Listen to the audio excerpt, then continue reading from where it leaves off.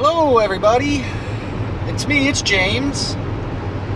I'm just here to let everybody know that I am on my way to Hyde Hall.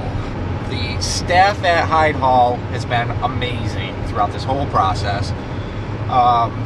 They would like us to focus a little bit more on a female by the name of Jenny instead of Ann. Turn left at the end of the road on US 20. Not sure why, or I haven't researched Jenny yet, so I will know more when we get there. So, stay tuned. Hopefully we'll get some action. And there she be. I am on my way. Ah, look at her.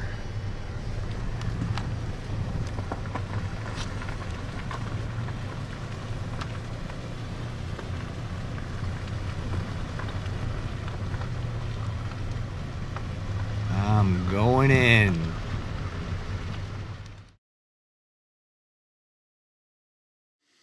So we are here. It's me, it's James. We're here with the old man of the mansion, as you called yourself. Well, I suppose you could call me that, James. My name is John Bauer. John Bauer, how are you?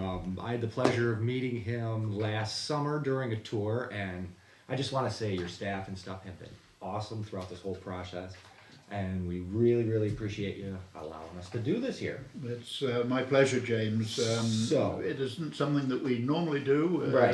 to groups, but you were invited to come back specially. But we are fellow Haunted History Trail members. So absolutely, and the we're haunted brothers. is a wonderful trail. Yes, it is. So tell us, what would you like us to do? When I first came here, I was like, maybe Ann, we could get a response from Ann or whatever, but you actually called me and said you'd like us to focus on Jenny. So Yeah, Jenny is a very interesting person, actually. Jenny is the granddaughter of Anne, who was the wife of the builder of the house, George Clark. Okay. She was actually Richard Cooper's wife, and when Richard passed away, she and George were married and came together to live at Hyde Hall. And their granddaughter, Jenny, a very beautiful girl, as you'll see in that picture that you're going to take a picture of in a few minutes. Okay. Jenny was looking after her mother, who had tuberculosis. She nursed her through the whole disease until she passed away. And unfortunately, Jenny contracted tuberculosis as well, and became very, very sick and eventually died. She was engaged to a gentleman called Mr. Worthington from Cooperstown. Okay. And he, knowing that Jenny was dying, decided he was engaged to her, and he married her anyway because he loved her so much. Jenny passed away 2 months after their wedding. Okay. And the painting that is on show here was painted from a carte de visite after her death, and Jenny is standing on the rocks in Providence, Rhode Island, and you can see that beautiful painting. You can see the scenery there. Okay. That painting was hung in their house after they were married, the house called Greencrest in Cooperstown, and it hung halfway up the stairs, and as you can see, it's a rather large painting. That painting hung there until Jenny had died, and a couple of years later she married a second wife. Okay. And that second wife wasn't very happy about having this slightly wallet-sized portrait hanging on the wall of the house, so she had her moved into storage, and strange things started to happen. Chairs started to move on their own, and pottery leapt off the table, and all sorts of strange things happened. Shortly after that, they decided to bring the painting back into the house again, and all was peaceful. And Jenny hung in that house for many, many years, until last May, in fact, when she came to Hyde Hall. The Greencrest was up for sale, and they thought that it would be a nice thing to let Hyde Hall display the picture. That was one of the reasons. I think the other reason was they didn't really want the picture in the house when they were selling it. Okay. But she came over here, and I had the opportunity of saying a blessing over Jenny, and telling her where she was coming to, that she was going to come back to the place where she'd spent some of her childhood with Anne. Okay. And she's been here ever since, and she's very, very peaceful. Nice. It's a gorgeous painting, and there was a newspaper article published in the Freeman's Journal not long after the painting was done, and Okay. let me just read it to you, because Absolutely. I think it's rather beautiful. Absolutely. Thoughts suggested on observing Brandt's picture of Mrs. Jenny Cooper. Now, Brandt was the artist of this picture. Okay. Reach down the lute and play me a melancholy tune. I knew her well from infancy. She comes with hat in hand. It seems to speak to me. I almost hear the water dashing at her feet against the rock on which she stands. I see the troubled ocean wax smooth and placid as it meets the horizon's verge. We might expect to hear the murmur of the sea upon the beach, but it's not audible. The clouds above her are emblematic of nature. She was good and pure in every thought. She will step down to meet the friends she loved. It seems to me if I approached the picture she would take my hand, but she's dead. And yet she stands almost living, breathing form, so faithfully represented in every feature and every expression from the photograph alone. The surroundings so true to nature evince the marvellous artistic taste and skill of an able hand. As one studies the whole painting, it cannot fail to inspire a feeling of the most profound reverence for a man such as Brandt. It's interesting that since Jenny's been here, she's been very happy and very peaceful, and we go into the house every day and speak to her and say good morning, Jenny, and good evening, Jenny, and she seems very, very happy. But as you'll notice as you're in this room tonight, that as you look at the painting and you walk about, her eyes will follow you. Really? She knows everything that you're thinking and doing, and it really is a wonderful story, and such a pretty young lady to die at 20 years old. I know. Okay. Well, have you actually experienced anything in there? Generally, no, I have not. A lot of people that I've taken on tours have. A lot of people, particularly in the dining room where Jenny hangs, have taken photographs and they just have not come out, or there's been auras or lights floating about in the pictures. All right. The only experience I really had in the house was when on one of our haunting tours, which we do in the middle of the year.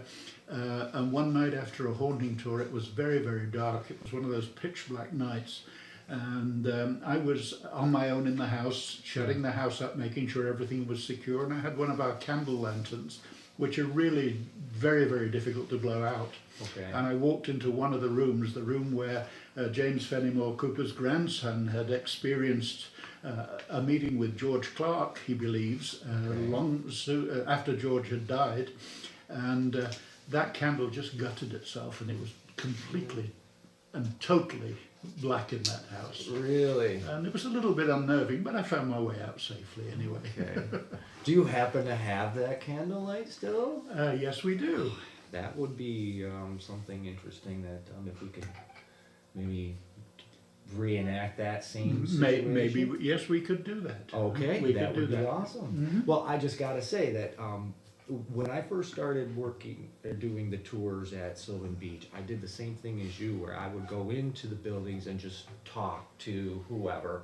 And to me personally, I think it paid off, because at the beach I've actually witnessed activity over and over and over again. But it took me like a whole year of just going out and talking to myself, and it paid off. So in my opinion, you're on the right track. Just go in and talk to whoever you believe that's in there, and hopefully stuff will happen. I believe so. I agree with you. I agree with you 100%. But, I don't think that spirits and ghosts are malicious. Totally with you. Quite honestly, I know that who is my protector. Right. And I know that my protection is greater than any evil that there is. Correct. And I think the spirits are looking for a place to go, a place to go home. You know, George Clark, who is supposed to wander up and down the corridors of this house, died in 1835. Before the house was built, and I'm sure that he is still looking Right. at what's going on here at the restoration and thinking, I'd have done that differently, maybe. Right. But his presence is still here in the house. I do absolutely agree with you, Max. My motto is the unknown isn't evil, just misunderstood. Absolutely. So, absolutely. Hopefully tonight we'll be able to get some paranormal going. Well, let's hope so. All right. And thank you very much I for hope coming. you enjoy this That's episode. right.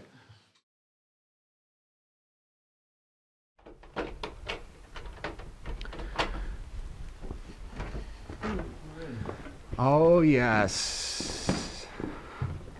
This is Jenny. Oh, yes. You see, I thought with everything covered up, it looks sort of spooky. Yes, it does. It's beautiful. That's Jenny, huh?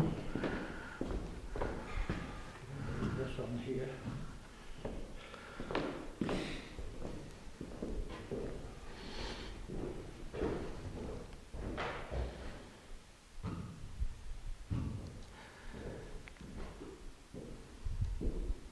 So she was 20 when she passed? 20 years old, yeah.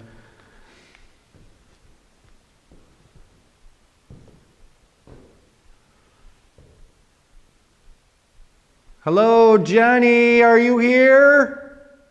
My name is James. You know, I think during the winter it gets very, very cold, and Yes. we come and talk to Jenny, but I think her heart's in Florida or somewhere. I think. You think they travel, huh? I'm sure she does. I'm sure she does. Right. Okay. But this is the This- brand new drawing room carpet, Oh, wow. which wasn't here when you came. No, it was not. Bare floor with just a small rug in it. And this carpet has just been put down last August, I think it is. No, maybe September. Brussels carpet. Right. Now, you actually researched and put the actual carpet from that period of time. to try- Absolutely. And if you notice, and you look at the ceiling and then look at the carpet, you'll see these motifs in the ceiling.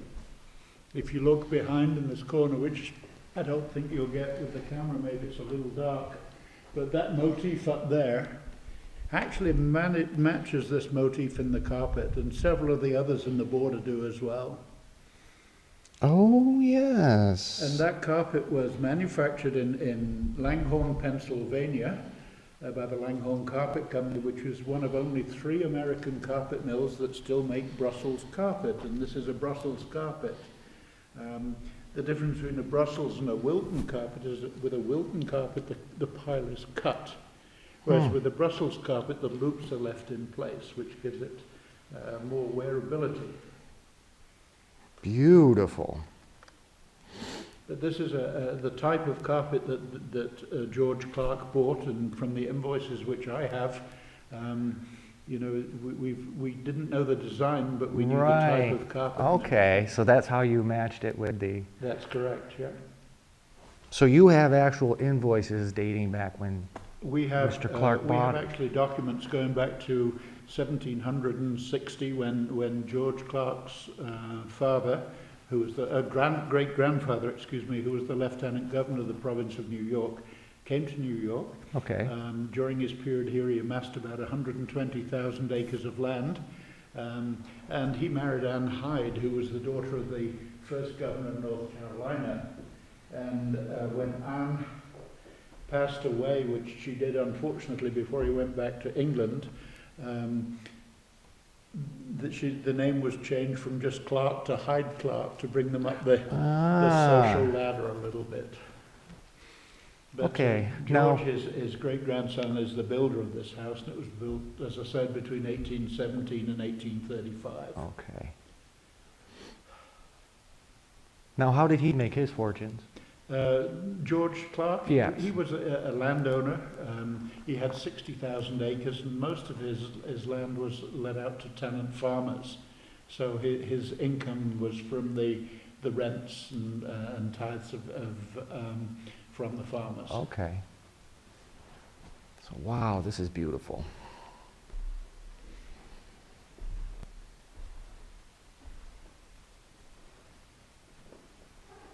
This painting at the end of the room here is by Samuel Morse, who was the inventor of the telegraph.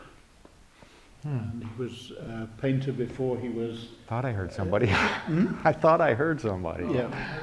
I did. Now, Randy did hear footsteps in the corridors upstairs. Okay. There's that one long corridor up there. And I was down here by the grand stairs on a Friday morning, not the dark and stormy night, but a bright Sunday. Okay. And I hear a man's footsteps, very definite, not an animal. And it was like leather heels on that floor. And initially I didn't know if it was up or down. So I went around the corner and there was nobody in the back hallway. And I hollered upstairs and nobody's there. In the dining room, was it last year? No, 2 years ago. A young man was taking pictures and we went back over to the lobby and he said, "Hey, look at this. On the wall there, between George the builder and the guy in the sailor suit, his son, that red wall, there was a white cross in his picture." Really? In which picture? He took this picture with his own camera. And between George and George was a white cross. So I said, "Well, when you get home, would you please email it to me?" So I got an email 2 days later, and he said, "The picture of the red wall did not come out. He lost it." Really? But he said this one did come out. He also took a picture of the sketch. This is a 1980s recreated sketch by somebody involved in the restoration. And here's the weird thing. In that same spot next to George, where, of course, the wall's white, there was a black cross on the sketch. Really? That was weird. So, but if anybody wants to take pictures for their own use, that's wonderful. We encourage it. This is one of the other carpets that we just put down. There's this stair carpet here, which wasn't here when you came. And this with the tiger oak? And this is, this was actually woven in Cherry Valley by Thistlehill weavers. Oh, beautiful.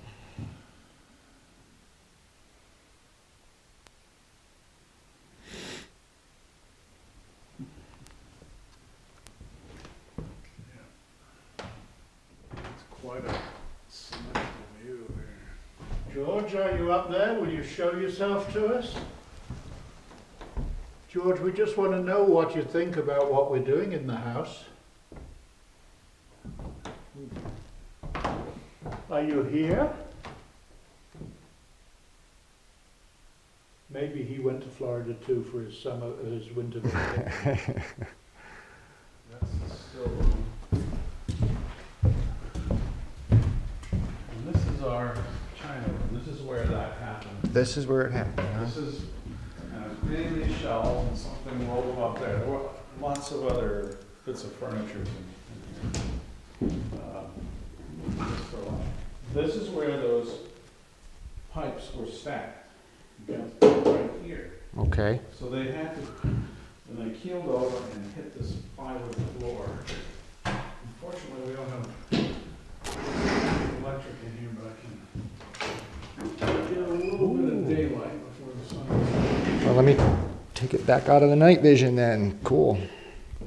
Pipes were stacked here, pieces of scaffolding. Okay. And I was like 10 feet over there working on those shelves. And so this room was filled with junk.